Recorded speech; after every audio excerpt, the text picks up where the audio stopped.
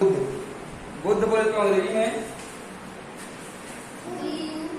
हाँ DU नहीं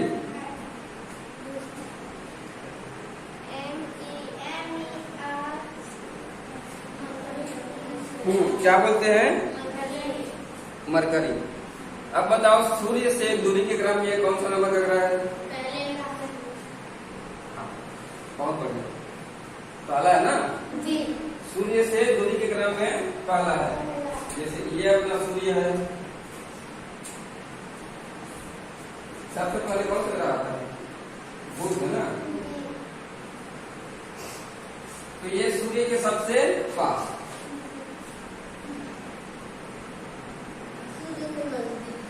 हाँ सबसे पास या सबसे नजदीक, ये नजदीक मिलते रहा। ठीक है जी।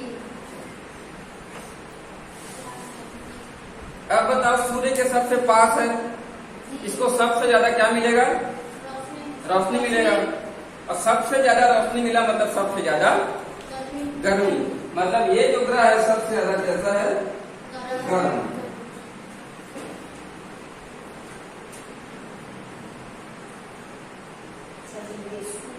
उस दिन बता चुका था कि चूंकि सूर्य के सबसे पास है और इसका पथ जो है कैसा है, इसके चारों तरफ घूमने का जो मार्ग है वो कैसा है? कम है कि ज्यादा? कम है, बाकी लोगों से बहुत कम है। इसीलिए ये जो है सबसे कम दिनों में सूर्य का एक चक्कर लगाएगा। ठीक है।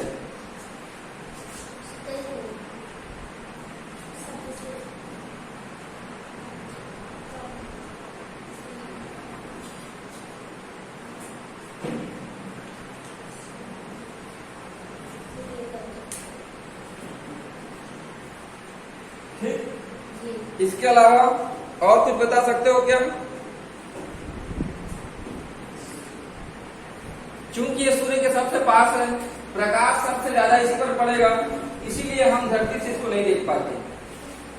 ठीक है, क्योंकि बहुत ज्यादा सूर्य का प्रकाश आएगा मान लो सूर्य से, ठीक है, तो ये भी साथ में चमकीला ही नजर आएगा। ठीक है, समझ रहे हो ना। मान लो लाइट जल रहा है, वहां पर कोई छोटी वस्तु को रख दोगे तो क्या हमें दिखाई देगा?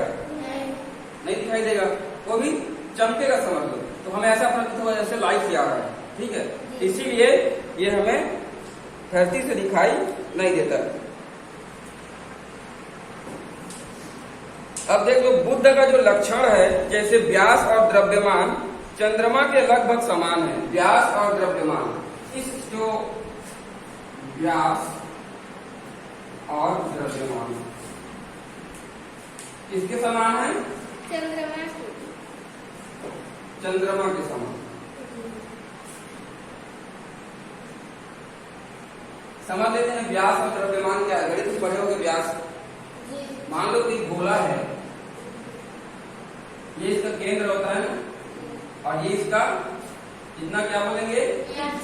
त्रिज्या।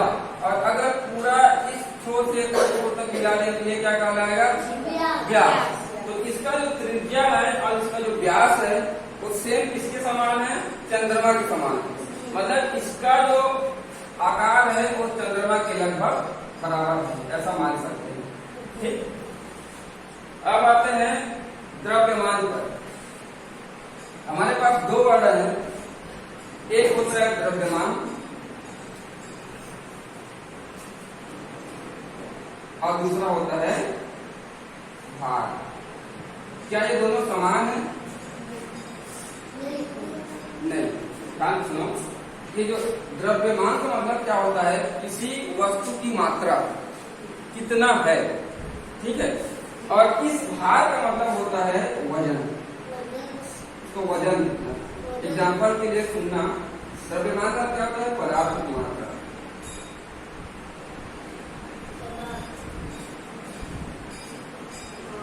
ठीक है, मान लेते हैं हमारे पास 5 सेब हो। क्या है?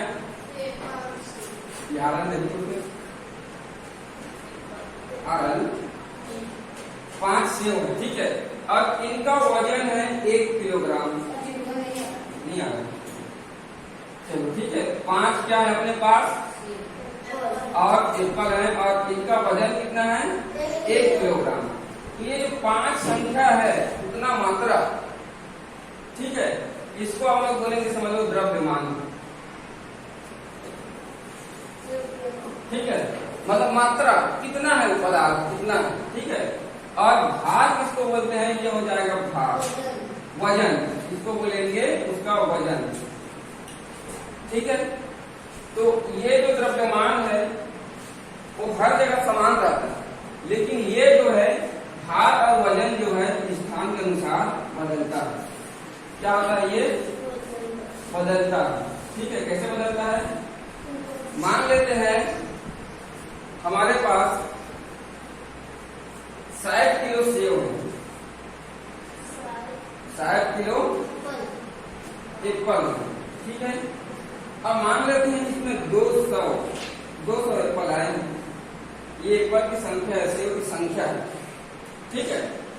200 सेव है अपने पास और उनका वजन कितना है, मान लेते हैं 60 किलो, ज्यादा हो सकता है, समझाने के लिए समझ लो कितना है, 60 किलो, ठीक। अब यहाँ पर भी कितना है, 60 किलो। लेकिन अगर इसी को हम लोग चंद्रमा पर लेकर जाएंगे, कहाँ पर, चंद्रमा पर, तो ये इसका 1/6 हो जाएगा। 1/6 मतलब 6 भाग का 1 भाग। मान लेते हैं ये 60 किलो है, 60 किलो का 6 भाग कितना कितना आ गया, 1 भाग में 10, ठीक है, 10 आएगा ना। ये इसका 1 भाग, वहां कितना बताएगा, 10 किलो बताएगा। लेकिन सेव कितना रहेगा, संख्या कितना रहेगा, 200 ही रहेगा, तो 200 ही रहेगा, लेकिन उसका भाग वहां कितना बताएगा, 10 किलो। समझ गए। तो भार जो है जगह के अनुसार चेंज होता है। कारण क्या है, गुरुत्वाकर्षण बल जो है उसी के कारण किसी वस्तु में भार होता है। तो हमारी पृथ्वी की अपेक्षा चांद का जो गुरुत्वाकर्षण बल है वो 6 भाग का 1 भाग है, समझ गए। मतलब वहां जितना गुरुत्वाकर्षण का मान है वहां से 6 गुना ज्यादा यहाँ है, ठीक है। इसीलिए जब किसी वस्तु को यहाँ से चांद पर लेकर जाते हैं तो उसका भाग 1/6 गुना हो जाता है, मतलब 6वां हिस्सा हो जाता है, 6 भाग का 1 भाग हो जाता है, कम हो जाता है, समझ गए ना। तो ये समझ गए कि बुध का जो व्यास और द्रव्यमान है वो कैसा है, चंद्रमा के समान है। इतना क्लियर है ना। अब ये सारे इसके क्या है, गुण है।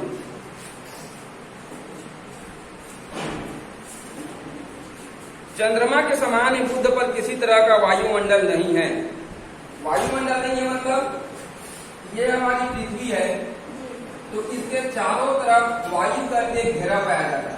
क्या पाया जाता है, वायु का घेरा पाया जाता है, और इसी वायु के घेरे को कहते हैं वायुमंडल। आ रहा है यहाँ से या एटमॉस्फियर,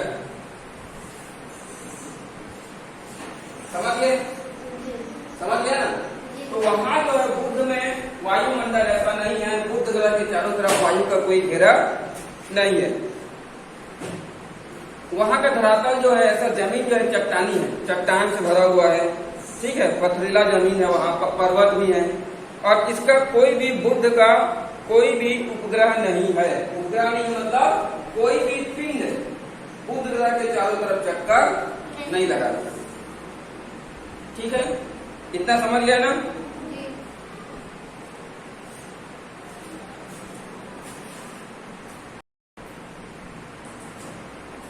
चलो आगे बढ़ते हैं तो शुक्र ग्रह की तरफ। शुक्र ग्रह बढ़ती दूरी के क्रम में दूसरा ग्रह है। सबसे पहले कौन सा आता है, बुध, उसके बाद ये है अपना सन, ये है बुध और ये है शुक्र, ठीक।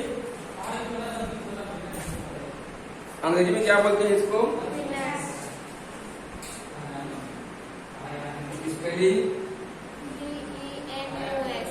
वीनस। अंग्रेजी में याद करते चलना, ठीक है, ताकि कहीं भी अगर यूज हो तो समझ जाओ कि इसका हिंदी मीनिंग ये होता है। हमें जितने भी अंतरिक्ष में खगोलीय पिंड दिखाई देते हैं, चाहे कुछ भी हो, ठीक है, उनमें जो है यहाँ से पृथ्वी से जो भी पिंड हमें दिखाई देते हैं उनमें शुक्र ग्रह सबसे ज्यादा चमकीला दिखाई पड़ता है। ठीक है, अब चमकीला क्यों दिखाई देता है? अभी जैसे मैं बोला कि इसमें कोई भी बादल या वायुमंडल नहीं पाया जाता, लेकिन मान लो ये शुक्र ग्रह है तो इसके चारों तरफ वायु का एक घेरा पाया जाता है, जिसे क्या बोलते हैं? वायुमंडल। ठीक है, मतलब ये कि शुक्र के चारों तरफ क्या पाया जाता है? वायुमंडल पाया जाता है, और इसी वायुमंडल में घने बादल पाए जाते हैं। क्या? घने बादल। और ये जो घने बादल हैं, ये क्या है? घने बादल अपने ऊपर जो सूर्य का प्रकाश पड़ता है, ठीक है, इसके ऊपर मान लो सूर्य का प्रकाश आ रहा है, तो अपने ऊपर जितने भी सूर्य का प्रकाश पड़ता है उसका 3/4 भाग, 3/4 मतलब 4 भाग तक 3 भाग को परावर्तित कर देते हैं, वापस ऐसे फेंक देते हैं, इधर भेज देते हैं पृथ्वी की तरफ या अंतरिक्ष में। ये पृथ्वी की तरफ आते हैं, सब टकरा के ऐसे बहुत ज्यादा प्रकाश आता है यहाँ से टकरा कर, तो हमें ये कैसा नजर आता है? चमकीला नजर आता है। और ये तारे की तरह चमकता है, हालांकि तारा नहीं है, लेकिन चूंकि ये ऐसा चमकता है इसीलिए इसे सांझ का तारा और भोर का तारा कहते हैं। क्यों? क्योंकि ये सांझ का तारा मतलब सूर्यास्त होने के जस्ट बाद दिखाई देता है तुमको पृथ्वी से, और सूर्योदय होने के कुछ समय पहले हमको आसमान में दिखाई देगा, इसीलिए इसको सांझ का तारा या भोर का तारा भी कहते हैं। अब ये 3/4 समझे किसको बोलते हैं? 3/4 4 भाग का 3 भाग। मान लेते हैं अपने पास 20 सेव है, ठीक है, तो इसका 4/3 कितना होगा? 3/4। 3/4 भाग कितना होगा? 3/4 भाग कितना होगा? पहले इसको 4 भाग में बांटना पड़ेगा, इसको 4 भाग में बांट दिए, एक भाग में कितना है? 5 आया ना। अब 5 में कितना हिस्सा बन गया? 1 2 3 और 4, 5 10 15 20, तो 4 भाग हुआ ना, उसका 3 भाग, 3 भाग मतलब 3 भाग मतलब 15। समझिए, इसको बोलते हैं कितना?